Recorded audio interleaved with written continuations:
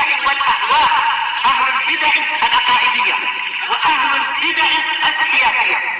نقول بيننا وبينكم السلف، بيننا وبينكم الكتب، كان فيقول البدع بيننا وبينكم.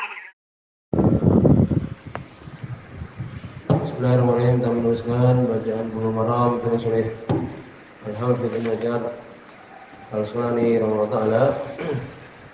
Masih kita dalam pembahasan bab yang ke-9 tentang salat tatawwu. Di kitab shalah sebelumnya disebutkan keutamaan orang melakukan salat tatawwu, salat sunnah, di salat selain salat wajib. Sebutkan dengan seseorang melakukan salat sunnah dengan dia sujud, maka diangkat derajatnya, demikian juga dihapuskan kesalahannya. Kemudian beberapa salat-salat rawatib yang disebutkan dalam buku ini, yang kemarin kita sudah sebutkan, barang siapa menjaga 10 rakaat,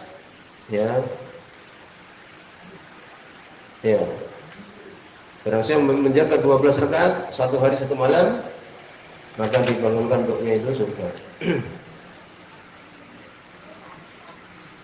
Dalam hadis Ummu Habibah radhiyallahu anhuma, man shalla isnatai asyrata rakatan bunya lahu bihinna baitun fil jannah. Adapun 4 rakaat setelah zuhur, mari kita sebutkan hadis itu dhaif, tetapi ulama sebagian ulama mensahihkan seperti Al-Albani dan sebagainya, bahkan banyak yang mensahihkan, bahkan perkaranya insyaallah luas. Ini 4 rakaat setelah zuhur. Kemudian berikutnya kita teruskan hadis yang ke-6. Dari apa yang telah lewat, maka ini beberapa salat-salat rawatib yang lain. Wa Ibnu Umar, jadi sahabat Abdullah bin Umar radhiyallahu anhuma, kalau beliau mengatakan, dibicarakan riwayat ini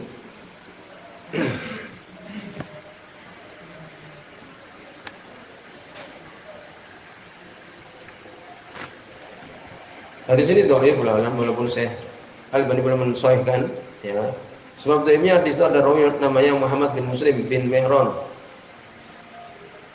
Demikian.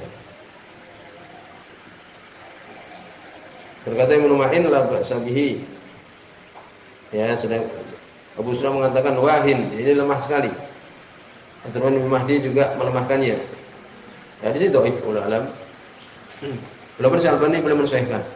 Dari Abdullah bin Umar radhiyallahu anhu, qala beliau mengatakan, di sini dhaif qala Rasulullah, berkata Rasulullah sallallahu alaihi wasallam, rahimahullah, Allah Subhanahu wa taala merahmati imra'an, seseorang sholat arba'an qabla al-asr, sholat 4 rakaat sebelum asar.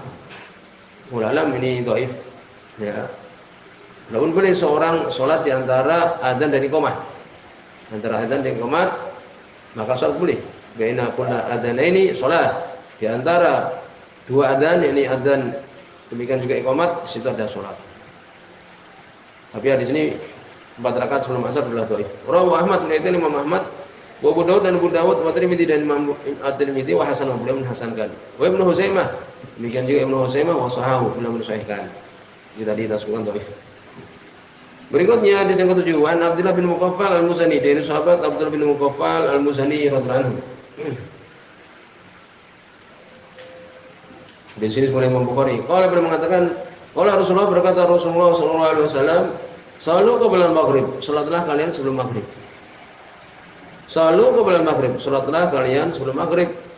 Ini fi'il amr, perintah.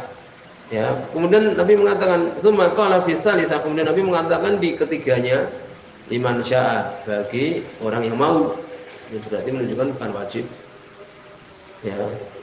Karahiyata ayatakhidaha, Nabi tidak suka ayatakhidaha untuk menjadikannya, yakni salat sebelum maghrib ini sunnah, sebagai sunnah. Ayatakhidahan nasu sunnah. Ini Nabi tidak mau untuk kemudian menjadikan manusia salat sebelum maghrib ini sebagai sunnah. Rawi Bukhari, mereka Imam Bukhari. Itu.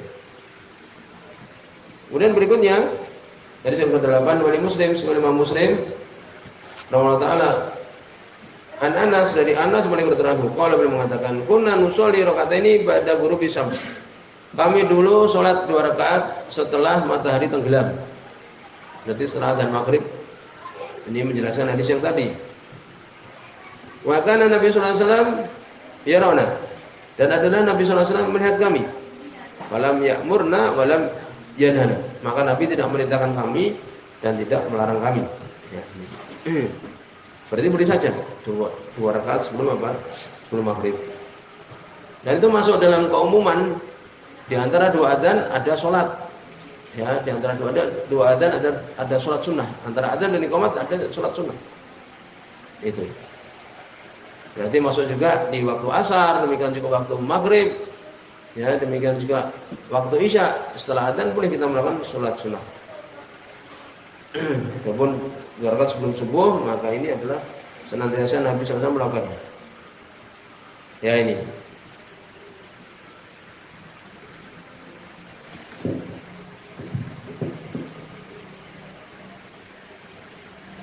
Di situ ada riwayat Ibnu Hibban, sebagian menambahkan ya.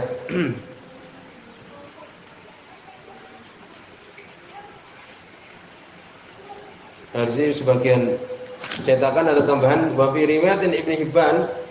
Paham? Di situ mungkin sebagian ada istilah hadis Abdurrahman bin Ghafal tadi ada di riwayat Ibnu Hibban wa fi riwayat Ibnu Hibban dalam riwayat Ibnu Hibban anna Nabi sallallahu alaihi wasallam sungguh Nabi sallallahu alaihi wasallam salat qabla al-maghrib rakataini. Sungguh Nabi sallallahu alaihi wasallam beliau salat sebelum maghrib ya 2 rakaat. Ya, ini menunjukkan Nabi melakukannya kan demikian hadis ini. Perbuatan Nabi sallallahu alaihi wasallam. Tapi tambahan ini ya yang menyebutkan bahwa Nabi sallallahu alaihi wasallam beliau salat 2 rakaat sebelum maghrib adalah dhaif. Tambahan bahwa Nabi melakukannya ini adalah dhaif. Disebutkan sebab dhaifnya karena riwayat Abdul Somad ya Abdul Somad ya bin Abdul Warith ini menyelisih riwayat yang lain. Riwayatnya dari ya perawi yang lain. Disebutkan oleh Imam Abu Dawud ya demikian juga yang lainnya bahwa Husain bin Muhammad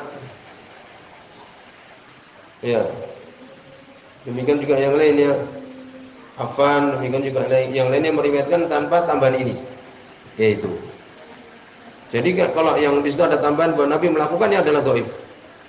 Tetapi boleh seorang setelah maghrib kemudian sholat 2 rakaat boleh sebagaimana pengumuman tadi kita sebutkan. Ya ini sebelum nanti akan disebutkan 2 rakaat sebelum subuh, maka riwayat-riwayat ini tadi menyebutkan di antara sholat-sholat rawatib. Kenapa dikatakan rawatib? Ini jamak dari ratibah. Disebutkan wasumiyat ratibah. Ya ini listimrariha karena terus-menerus dikatakan rawatib atau ratibah karena terus-menerus. Wa dawamuha senantiasa. Ya. Dan dia itu sunnah qabliyah ataupun ba'diyah. Ya. Sebelum sholat wajib atau setelah sholat wajib. Ya ini. Jadi dikatakan rawatib ya lakukan itu sholat rawatib atau sholat ratibah. Kenapa dikatakan seperti itu? Karena itu sholat ini mengikuti sholat-sholat wajib. Bisa sebelum sholat wajib atau setelah sholat wajib. Dan senantiasa dilakukan sehingga dikatakan ratibah. Sebagian mengatakan kalau di sana itu dapat gaji setiap bulan itu namanya ratib. Ini gaji yang rutin diberikan setiap bulan namanya ratib. Ini gaji bulanan. Ini juga dikatakan rawatib karena senantiasa terus-menerus dilakukan sehingga dikatakan rawatibah yang mengiringi salat-salat wajib. Dan yang jelas tadi kita sebutkan ya riwayat-riwayat itu ada 12 rakaat dijaga ini 12 rakaat itu 2 rakaat sebelum subuh, 4 rakaat sebelum zuhur berarti 6, 2 rakaat setelah zuhur berarti 8, 2 rakaat ya setelah maghrib berarti 10, 2 rakaat setelah isya berarti 12. Ya itu. Barang saya menjaganya dibangunkan untuk dia itu rumah di surga yang menjaga 12 rakaat tersebut. Ya itu. Kemudian juga disebutkan ya mereka para sahabat mereka terbiasa anak sahabat kanu yaqtadiruna sawari untuk menjadikan sutra di depannya maka mereka apa ketika sholat itu mencari sawari tiang-tiang untuk jadikan sutra sebagaimana riwayat yang ya disebutkan. Kemudian juga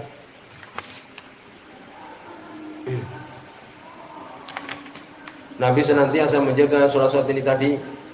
Sedangkan hadis yang disebutkan ya baina kulli adzanaini shalah. Ini setiap di antara dua adzan maka sudah ada salat, sehingga kita boleh sebelum maghrib ya kita ingin salat 2 rakaat sebelum salat maghrib boleh. Demikian juga sebelum salat isya boleh kita melakukan salat 2 rakaat sebelum isya. Ya, demikian juga asar boleh. Ada hadis di antara dua adzan ada salat. Ya, salat demikian sampai di sini. Semoga sudah ini anda.